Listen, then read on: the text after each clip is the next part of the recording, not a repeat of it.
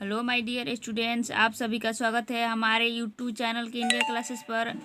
आज मैं आप लोगों को क्लास टेंथ का संस्कृत पढ़ाऊंगी। मैंने आप लोगों को अध्याय 2 तक करा दिया है। आपका आज अध्याय 3 है, द्वितीय पाठ, जिसका नाम है आलस कथा। ठीक है, पहले आपको मैं इस पाठ का आपको व्याख्या बता दूंगी, उसके बाद आपको इसका ऑब्जेक्टिव क्वेश्चन कराऊंगी। ठीक है, चलिए वीडियो शुरू करते हैं। वीडियो शुरू करने से पहले आप हमारे चैनल को सब्सक्राइब कर लीजिए, वीडियो को लाइक एंड शेयर कर दीजिए। ठीक है, आपको हमारे चैनल पर सभी 10th क्लास के ऑब्जेक्टिव क्वेश्चन सभी विषयों का मिलेगा। ठीक है, मिल जाएगा। चलिए शुरू करते हैं। आपका पाठ 3 है, तृतीय पाठ है, जिसका नाम है आलस कथा। अयम पाठ विद्यापतिकृतस्य कथा ग्रंथस्य पुरुष परीक्षे नामकस्य अंश विशेषो वर्तते। पुरुष परीक्षा सरल संस्कृत भाषायां कथारूपेण विभिन्नानां मानवगुणानां महत्व वर्णयति, दोषाणाच्च निराकरणाय शिक्षां ददाति। विद्यापतिः लोकप्रिय मैथिली कविः अस्ति, अपि च बहूनां संस्कृत ग्रन्थानां निर्मातापि विद्यापतिरासीतम् इति तस्य विशिष्टता। संस्कृतविशेषेऽपि प्रभुता अस्ति। प्रस्तुत पाठे आलस नामकस्य दोषस्य निरूपणे व्यङ्ग्यात्मिका कथा प्रस्तुता विद्यते। नीतिकारः आलस्य निरूपं मान्यते। अब इसका आपको हिंदी बताती हूँ। अयः पाठम विद्यापतिकृतस्य कथाग्रन्थस्य पुरुषपरीक्षा नामकस्य अंशविशेषो वर्तते। आपका यह पाठ विद्यापति द्वारा रचित कथा ग्रंथ पुरुष परीक्षा से नामक पुस्तक का अंश है। ठीक है, उससे लिया गया है। आपका पुरुष परीक्षा सरल संस्कृत भाषा में कथारूप विभिन्न मानव के गुण के महत्व के रूप में वर्णन है। ठीक है, और दोष के निराकरण का शिक्षा देता है। मतलब मानव के दोष, जो मानव में जो दोष है उसका निराकरण, उसको मतलब हटाने के लिए उसके बारे में शिक्षा दी गई है। ठीक है, विद्यापति लोकप्रिय मैथिली कवि हैं। ठीक है, विद्यापति लोकप्रिय मैथिली कवि अस्ति। विद्यापति मैथिली के आपके बिहार के कवि हैं। ठीक है, बहुत से संस्कृत ग्रंथों, मतलब इन्होंने बहुत ही संस्कृत ग्रंथ का निर्माण किया है। ठीक है, उनके विशेष संस्कृत विषय में बहुत अच्छी प्रस्तुति है। मतलब उन विद्यापति स्पेशल मतलब संस्कृत का प्रसिद्ध कवि थे। ठीक है, हिंदी संस्कृत दोनों उन्होंने लिखा है। पुरुष पाठ में आलस कथा के दोष के निरूपण एवं व्यंग्यात्मक तथा मतलब प्रस्तुत है। जिस पुरुष में व्यक्ति में आलस है उसे कैसे हटाना है। ठीक है, उनके बारे में बताया गया है। नीतिकार, ठीक है, नीतिकार मतलब लिखने वाला आलस को सबसे बड़ा मनुष्य जीवन के शत्रु मानते हैं। ठीक है, चलिए आगे देखते हैं।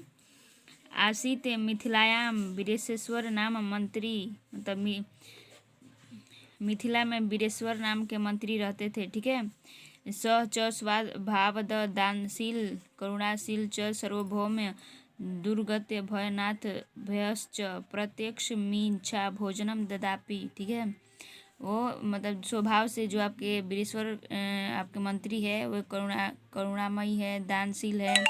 वे सभी निर्धनों एवं अनाथों के प्रति इच्छा भोजन दान करते हैं, उनकी इच्छा के अनुसार भोजन का दान करते हैं। ठीक है, तन्मध्य सेम पन शिवे वस्त्र ददापि यत, और वो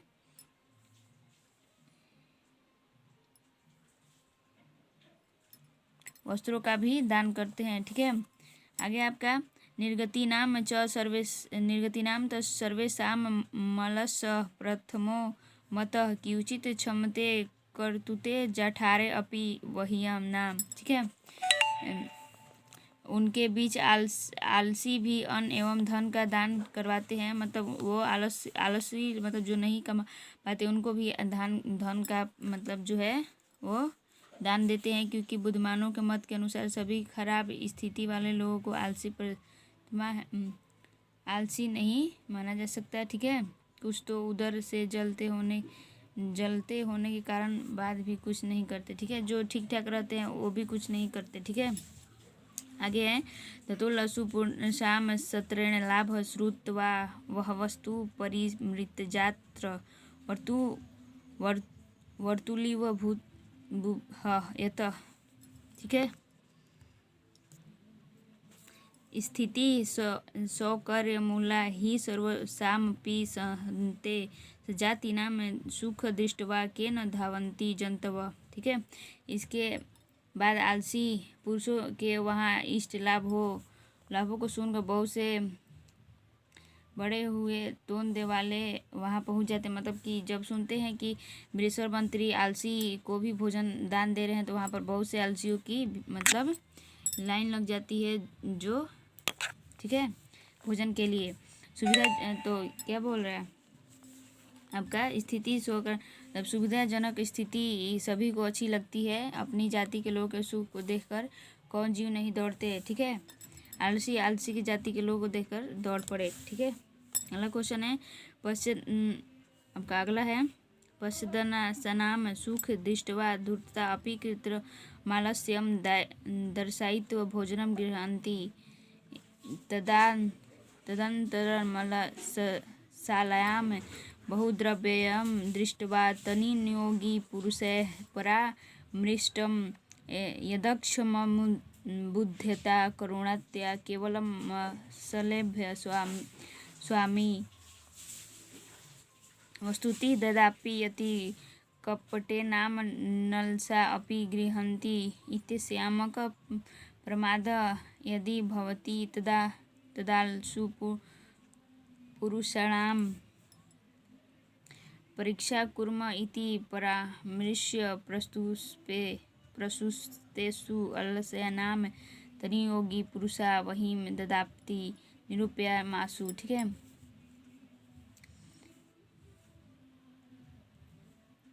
इसके बाद आलसियों के सुख को देखकर धूर्त भी बनावटी आलसी को दिखाकर भोजन ग्रहण करने लगे। इसके बाद आलसी भवन के बहुत ही धन, मतलब कि आलसियों के लिए भी धन निकाल दिए थे आपके मंत्री। तो बहुत आलसियों को देखकर बहुत सारे आलसियों की लाइन लग गई द्वारा तो उनमें जो भोजन बांटने वाले थे उनके मंत्री के सेवक, तो उनके द्वारा विचार किए गए कि अक्षम बुद्धि के द्वारा केवल आलसियों को ही भोजन मिलना चाहिए। ठीक है। आलसी रूपी धरे हुए लोगों को नहीं।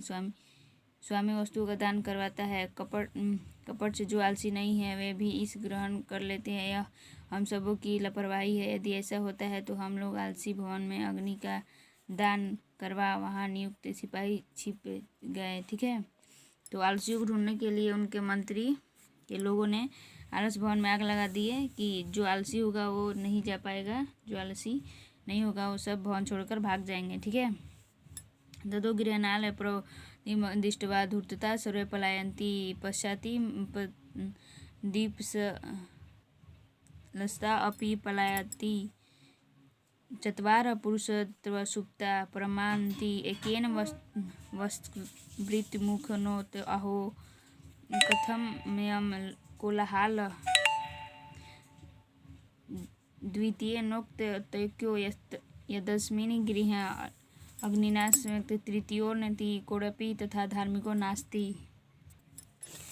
य इदानीं जलोदशोऽभिकटैवास्मान् प्राविरोति चतुर्नोक्ते अयते वचालः कति वचानि निवक्तुं शक्नुयुः तुष्टि कथम न दृष्टते। इसके बाद बृहस्पति के सभी काम करने वाले लोगों ने आलस भवन में आग लगा दी है। ठीक है।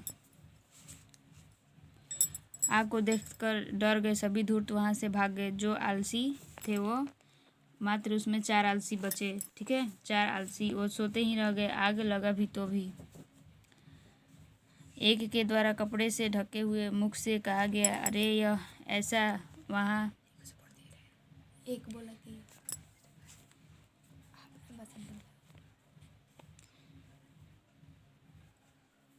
जो उसमें एक आलसी था उसके कपड़े के मुंह सोया हुआ था और कपड़े के मुंह से हटाकर बोला, अरे ये देखो कैसा कोलाहल है, तब कैसी शोर है। द्वितीय के द्वारा कहा, मतलब दूसरे द्वारा कहा, लगता है इस घर में आग लगी है। तीसरे ने कहा, कोई भी धार्मिक नहीं है जो इस समय जल से गीली टाई से हमें ढक दे। मतलब वो सोए बोल रहा है कि यहाँ पर कोई धार्मिक व्यक्ति होता है जो हमें बचाता है और हमें कोई गीले कपड़े से ढक देता है। ठीक है। चौथे के द्वारा कहा गया, अरे बचाल कितनी बात बोलते हो, चुप क्यों नहीं रहते। ठीक है। आग लगते हुए उन लोगों के ऊपर, उन चारों आलसियों पर कोई फर्क नहीं पड़ता है। ठीक है। आगे देखिए, पतिरेव गति में स्त्रीणाम बलानाम जननी गति नाल सनाम गति काची लोके करुणानि बिना पश्यतेषु चतुर्वैश्येषु ततोत्पदादीनाम वस्तु मंत्री तदापमास। इसके बाद इन चारों के इस प्रकार बातचीत को सुनकर अग्नि को उनके ओर बढ़ता हुआ देखकर नियुक्त मंत्री के नियुक्त सिपाही वहाँ उन्हें बचाने आ जाते हैं और उनके केसों को पकड़कर खींचते हुए उन्हें घर से बाहर निकाल दिया जाता है। इसके बाद उन नियुक्त सिपाहियों के द्वारा पढ़ा गया, मतलब स्त्रियों जो स्त्रियों को गति पति से मिलता है, बच्चों की गति उसकी माँ से मिलती है, लेकिन आलसियों की गति करुणाणी के दयालु के बिना कोई नहीं है। मतलब आलसियों की मदद करने वाले करुणाशील और दयानशील वीरेश्वर मंत्री जैसा ही कोई आलसियों का मदद कर सकता है। ठीक है। चलिए आपका व्याख्या पूरा अगले वीडियो में आपको इस पार्ट का ऑब्जेक्टिव क्वेश्चन कराऊंगी।